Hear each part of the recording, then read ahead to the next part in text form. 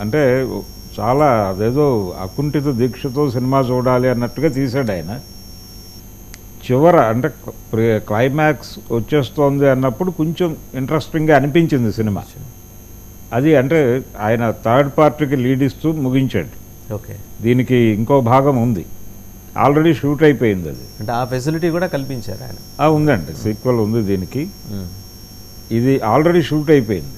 అంటే ఎడిట్ చేసేటప్పుడు లెంగ్త్ ఎక్కువ ఉంది, దీన్ని ఉంచాలా తీసేయాలా అనే ఒక చిన్న సందిగ్ధంలో ఉంచేద్దాం, పార్ట్ 2గా అంటే 3కి వెళ్దాం అనే ఉద్దేశంతో ఇక్కడ కట్ చేశారు.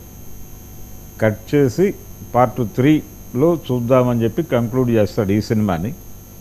3 ఆల్మోస్ట్ షూట్ అయిపోయింది, కొద్ది పార్ట్ మాత్రమే షూట్ అవ్వాల్సింది ఉంది. 25లో ఆ సినిమా మళ్ళీ జనం ముందుకు మరోసారి కమల్ హాసన్ భారతీయుడిగా ఆడియన్స్ ముందుకు వచ్చేటువంటి ఛాన్స్ ఉంది. అంటే జనం ప్రిపేర్డ్గా ఉండాలి అంతే. జనం ప్రిపేర్ అవటం అంటే ఇదే ధోరణిలో అది కూడా ఉంటే అంటే వీళ్ళకి ఏంటి సార్ నమ్మకం, వీళ్ళకి ఏంటి నమ్మకం అంటే ఇలా తీస్తే జనం చూస్తారని నమ్మకం. జనానికి ఇంకొక ఆప్షన్ లేదు, ఖచ్చితంగా మనం తీసినే వీళ్ళు చూడాలనే ఒక మితిమీరిన ఆత్మవిశ్వాసం అంటారా? అదే మితిమీరిన ఆత్మవిశ్వాసమే కారణం ఈ సినిమాకైతే. రెండోది దానికి ఒక ఇమేజ్ ఉంది, ఇండియన్ అనేటువంటి సినిమాకు ఒక ఇమేజ్ ఉంది. ఆ ఇమేజ్ మీద మనం జనాలని థియేటర్లకి రప్పించవచ్చు. క్రౌడ్ పుల్లర్గా టైటిల్ వ్యవహరిస్తుంది అని అనుకున్నాడు ఆయన. ఇండియన్, అలాగే హిందుస్థాన్, భారతీయుడు, ఇలా రకరకాల పేర్లతో సినిమా రిలీజ్ అయింది అప్పుడు కూడా. అయితే అప్పటి శంకర్కి ఏంటంటే దక్షిణ భారత మార్కెట్ మాత్రమే లక్ష్యం. ఇప్పుడు పాన్ ఇండియా మార్కెట్ లక్ష్యం. పాన్ ఇండియా మార్కెట్ లక్ష్యంగా పెట్టుకున్నాడు కాబట్టి కొద్దిగా ఇతర రాష్ట్రాల్లో సన్నివేశాలు జరుగుతున్నట్టుగా చూపిస్తాడు. ప్రధానంగా తమిళనాడులో మొదలయ్యేటువంటి కథ ఇది. అలా మొదలై అంటే ఆయన ఇప్పటికీ ఆ పాత పద్ధతి మార్చుకోలేదు. ఆయన మొదటి నుంచి తీస్తున్న సినిమాలన్నింటిలోనూ కొంచెం ఆ ధోరణి కనిపిస్తుంది. అంటే కొంచెం రియాక్షనరీగా వెళ్తూ ఉంటాడు ఆయన. ఆయన మొదట తీసిన జెంటిల్మ్యాన్ సినిమా రిజర్వేషన్లని వ్యతిరేకించే నినాదంతో పుట్టిన సినిమా అది. భారతదేశంలో రిజర్వేషన్ల వలన చాలా సఫర్ అవుతున్నారు, ప్రతిభ సఫర్ అవుతోంది అనే టాపిక్తో సినిమా తీశాడు, యాంటీ రిజర్వేషన్ సినిమా అది. ఆ తర్వాత వచ్చిన సినిమా గవర్నర్ల వ్యవస్థను టార్గెట్ చేశాడు ఆయన. అంటే అప్పుడు చెన్నారెడ్డి, జయలలిత మధ్య ఒక కాన్ఫ్లిక్ట్ నడుస్తోంది తమిళనాడు. గవర్నర్ల వ్యవస్థ మీద చర్చ జరుగుతున్నటువంటి సందర్భం. ఆ సినిమాలో కూడా అంటే ప్రేమికుడు సినిమాలో తెలుగు గవర్నరే, ఆంధ్రప్రదేశ్కి ఉమ్మడి ఆంధ్రప్రదేశ్కి తూర్పుగోదావరి జిల్లాకు చెందినటువంటి వ్యక్తి తమిళనాడు గవర్నర్గా ఉంటాడు. దాని మీద అతని దుర్మార్గాలు, ఆ రాష్ట్రంలో అతను చేసేటువంటి రాజకీయ కుట్రల మీద సినిమా. ఈ ప్రేమ వ్యవహారం అంతా జస్ట్ దానికి ఒక షుగర్ కోటెడ్ వ్యవహారం. ప్రధానమైన లక్ష్యం గవర్నర్ వ్యవస్థ మీద దాడి చేయుట. మూడో సినిమా భారతీయుడు. ఆ తర్వాత ఆయన జీన్స్ ఇలాంటి సినిమాలు, బాయ్స్ అనే కొన్ని సినిమాలు తీశాడు. అయితే సబ్జెక్టుని ఇంకొంచెం వర్కౌట్ చేయటం అనేది, అలాగే అపరిచితుడు సినిమా, అది కొంత జనాల్ని, అది కూడా దాదాపు ఇదే లైన్స్, అవినీతి రీచ్ అయింది, అవినీతి కానీ రీచ్ అయింది. అయితే నాకు విచిత్రంగా అనిపించిన విషయం ఏంటంటే ఈరోజు ఈ సినిమాకి టికెట్ల రేట్లు పెంచి అమ్మారు. దీనికి కూడానండి, దీనికి కూడా పెంచి అమ్మారు.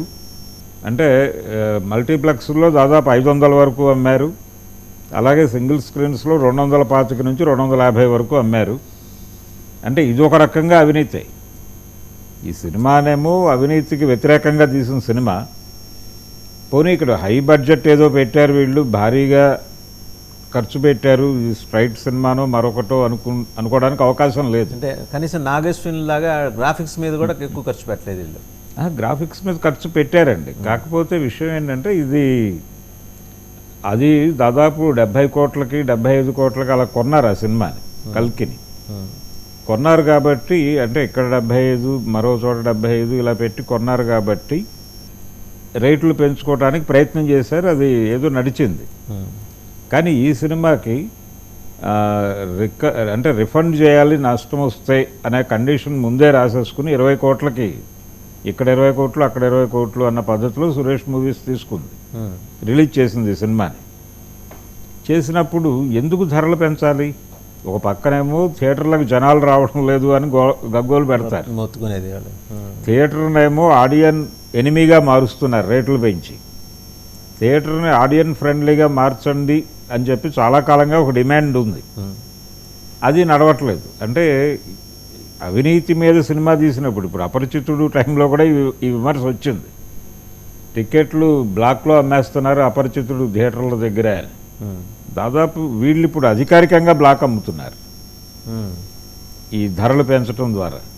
రెండోది, వీళ్ళు ఎవరి గొంతులకు వస్తారు? ఈ మొదటి 3 రోజులు 4 రోజులు మొదటి వారం టికెట్ల రేట్లు పెంచి ఎవరైతే ఆ సినిమా చూడాలని ఇంట్రెస్ట్ ఉంటుందో, కమల్ హాసన్ అభిమానులు, శంకర్ అభిమానులు, ఈ సినిమాకి ఈరోజు విపరీతంగా జనాలు వచ్చారు. వాళ్ళు ఎక్స్పెక్ట్ చేయలేదు, కానీ జనాలు రావడానికి కారణం ఒకటి ఉంది. శంకర్ డైరెక్షన్లో గేమ్ చేంజర్ అనేటువంటి సినిమా ఒకటి ఉంది రామ్ చరణ్ది. ఆ సినిమా మీద ఒక అంచనాకి రావడానికి రామ్ చరణ్ అభిమానులు థియేటర్లకు వచ్చారు. ఇది ఒక అదనపు బలం ఈ సినిమాకి.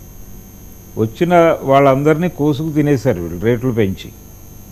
అభిమానుల్ని పర్టికులర్గా, అంటే కమల్ హాసన్ అభిమానుల్ని, అలాగే శంకర్ అభిమానుల్ని, రామ్ చరణ్ అభిమానుల్ని, వీళ్ళందరి దగ్గర కూడా అధిక మొత్తం వసూలు చేసి బ్లాక్లో టిక్కెట్లు అమ్మి ఈ పద్ధతిలో నడిచింది. ఇది అవినీతి మీద సినిమా తీసి ఇదొక రకమైనటువంటి అవినీతికి పాల్పడటం ఏమిటి అనేది ఒక ప్రశ్న.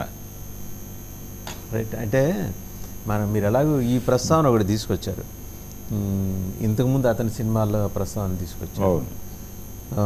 అలాగే ఇప్పుడు మనం ఇంతకుముందు ప్రభాస్ మూవీ రిలీజ్ అయింది కదా, కల్కి కలెక్షన్స్ పడిపోయినాయి 2 వారాల తర్వాత అని చెప్పి లేటెస్ట్ టాక్. సో డ్రాప్ మొదలైంది, పడిపోయినాయి అని చెప్పి కొన్ని చోట్ల విత్ స్టాటిస్టిక్స్ కూడా ఇస్తున్నారు సోషల్ మీడియాలో. అంటే ఆంధ్రప్రదేశ్లో డ్రాప్ కొంచెం ఎక్కువ ఉందండి తెలంగాణతో కంపేర్ చేస్తే. తెలంగాణలో మరీ ఆ స్థాయి